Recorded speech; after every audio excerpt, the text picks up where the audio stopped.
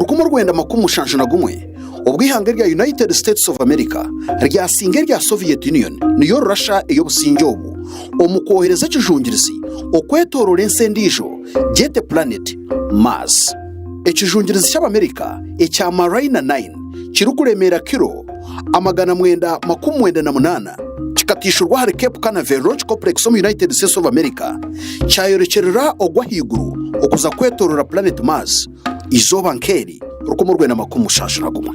Ekijungirizi eki ekya Mariner 9 kikabana kikozesa amasharaza agasora getamani gizoba kuko cyabire kikozerwa kitongore ekya United States of America ekitongore ekirukujunanizibwa ebyahiguru no mu mwanya ekya America ekya National Aeronautics and Space Administration NASA.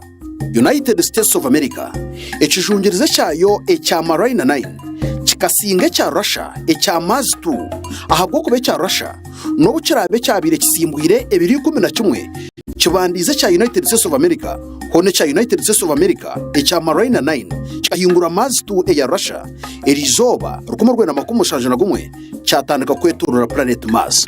Ekijungirizi eki Mariner 9 ekya United States of America kucyashira higuru cyatere bishane by'obutaka bwa planet Mars ebicueka 95 ahaligana